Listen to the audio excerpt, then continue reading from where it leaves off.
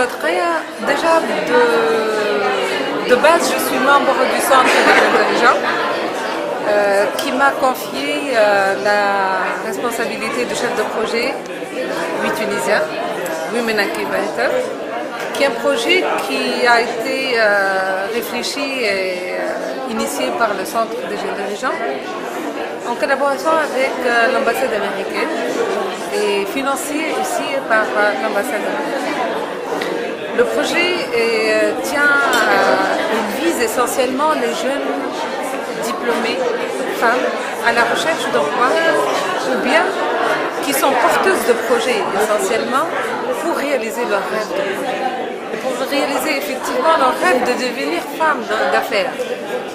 Donc ce projet a débuté en avril 2013 par un appel à candidature. On a participé au salon Tunisian for Employment où on a lancé notre appel à candidature. On a remarqué lors des 2 jours, des 25 et 26 avril du salon, qu'il y a vraiment énormément de potentiel de femmes diplômées qui cherchent d'être soutenues et d'être encadrées pour réaliser leurs idées, leurs projets. Donc on a créé un site, le site www.witunisien.org, la page Facebook, pour donner une large opportunité à d'autres, au maximum de femmes et de filles pour venir et pour profiter de l'opportunité de notre projet. D'accord ?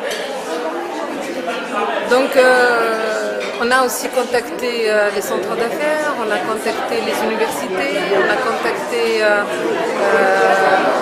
le ministère de l'enseignement supérieur pour puiser dans leur base de données, parce qu'ils ont une base de données assez importante de femmes qui sont à la recherche de soutien, et l'ANETI aussi. À la suite de l'appel à candidature, on a fait une sélection, parce que déjà le projet ne peut pas supporter tout ce nombre de candidatures. On a vraiment fait le tri sur dossier d'abord et on a choisi 92. Et sur le 92, on a choisi effectivement, après une sélection individuelle, 40 candidates. Il y a eu un comité de sélection qui est composé d'experts qui ont fait des interviews individuelles, présentielles pour la sélection. Et on a choisi 40 candidates, 20 sur la région de Tunis, 10 sur la région de Béja et 10 sur la région de Kef. Le nombre de candidates qu'on a eu de ces régions était assez important. Donc on a choisi pour notre premier projet Oui Tunisia, qui Inch'Allah c'est le Oui Tunisia 1, il va y avoir le Oui Tunisia 2, ces deux régions, en espérant encourager l'appel à candidature et faire plus de propagande pour ce projet pour les régions de l'intérieur et aller vers l'intérieur de plus en plus. Donc c'est pour ça qu'il n'y a pas eu un choix, mais c'est le hasard qui a fait que le nombre de candidates de la région de Béja et de Kef était assez important aussi. La formation a déjà concerné 3 volets. La formation en BYB, Build Your Business, et la formation sur l'entrepreneuriat. On a vu aussi que les candidates ont besoin d'une formation en business English pour leurs clients potentiels ou bien partenaires potentiels étrangers.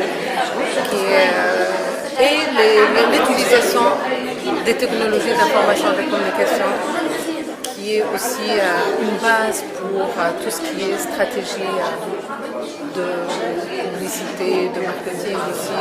Selon les échos que j'ai eus avant, que la présence n'est pas aussi importante, mais vraiment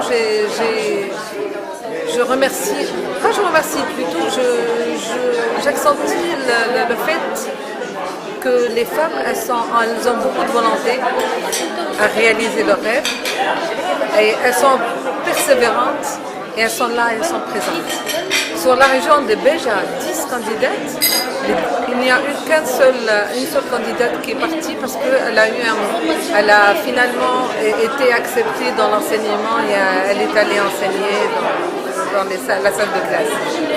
Pour la région de Kef aussi, les 3 candidates qui sont parties aussi, elles ont eu finalement un boulot de la part du ministère de l'Éducation aussi.